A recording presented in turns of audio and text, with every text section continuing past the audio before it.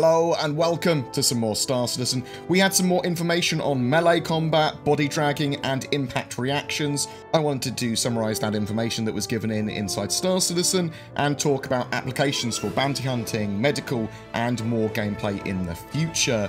Melee combat is coming in Alpha 3.8 and inside Star Citizen started strong by kneeing someone in the nuts. They have been adding animations to the system. Melee attacks cause stun damage. This doesn't necessarily cause much direct health damage, but it does affect how dazed and concussed you are. And because of this type of damage, stun damage, once it gets to a certain level, you can be knocked down and knocked unconscious. Characters are supposed to get back up after a certain amount of time. How much time? I don't know. We don't know yet. But there are going to be light attacks, heavy attacks, and you can combine them together to make combo attacks. So if you alternate your left mouse button, left attack, and right mouse button, right attack, or light and heavy attacks, this will do some form of combo. You'll get uppercuts and haymakers, as well as various other finishers for the combo that will deal more stun damage.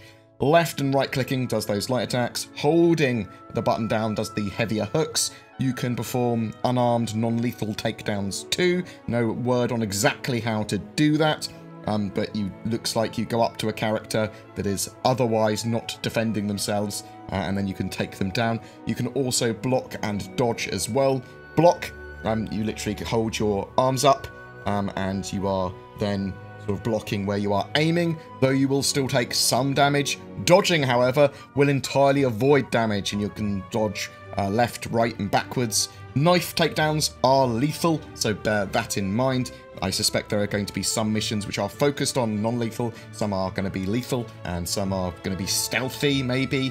Body dragging is something that they're going to be working on later this quarter as well. They mentioned this is to add sort of like stealth abilities to certain parts of missions and gameplay, so you'd hide bodies is the idea, but I also suspect it will be for dragging your friends out of combat, rescuing NPCs for missions and medical purposes as well, dragging a friend to safety or to Cutlass Red, for example. Knockdowns as well have previously been talked about in regards to generally getting shot and damaged. You'll be knocked down or knocked unconscious briefly sometimes, rather than just dead. Someone, hopefully a teammate, could come along and potentially save you. That's the idea there. If you're working in groups, you have a significantly higher chance of survival.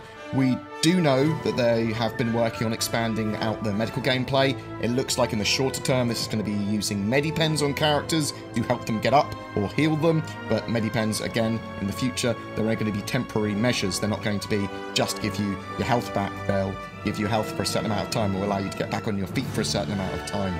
Force reactions are how players and NPCs react to certain direct and indirect events proximate to them, or getting hit or whatever. It's adding multiple directional animations to various parts of the body that can then be blended together.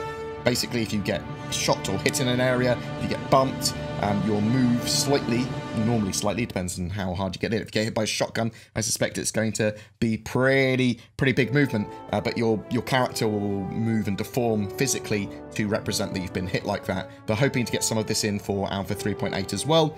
For the first person sort of view, from your point of view when you get hit, it's going to affect where your head is and where you're aiming. Your sort of like weapon will jar, your head will jar.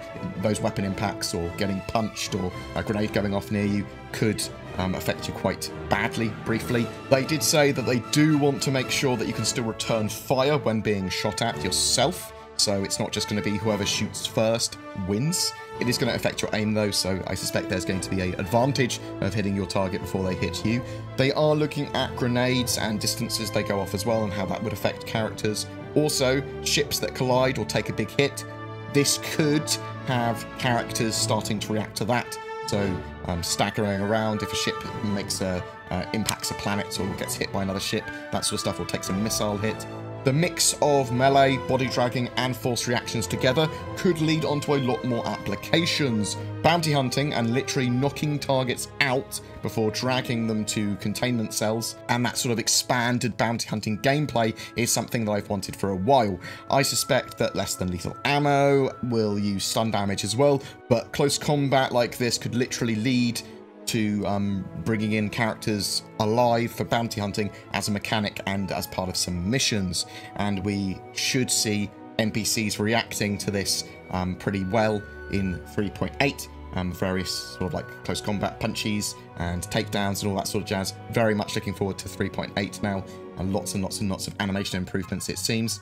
Inside Star Citizen also had a segment on some really odd body horror type bugs, of weird like characters stretching and very odd bugs like that. It is Halloween after all. Every month we have a ship giveaway. For November it's for a Cutlass Black game package and CitizenCon 2948, last year's goodie pack. All you need to do for a chance of winning is comment on any of my videos made during November 2019.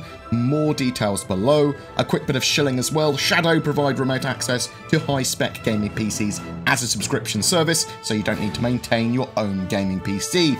You can leverage the power of your internet to turn your phone, tablet, laptop, or home PC into a monster. They are taking pre-orders for their new hardware configurations, scaling for 4K gaming, up to 32 gigs of RAM, and a GeForce Titan RTX, which I am very much looking forward to playing Star Citizen on. Links below, and use the code BoredGamer to get a discount. I also use NordVPN, which I've decided to continue to support, as they appear to have one of the best VPN services currently available at an affordable price. If you're looking for a VPN, consider them. Links below. Thank you so much for watching my video to the end. If you would like to share my video, comment, subscribe, like, all that sort of jazz, ring the bell. That all helps content creators. Also, if you want to further support the channel even more, there's Patreon, there's direct donation, there's the YouTube join button as well, which gives you access to some more sort of like exclusive content from me. Thank you very much for watching. You take care, and I'll see you in the verse.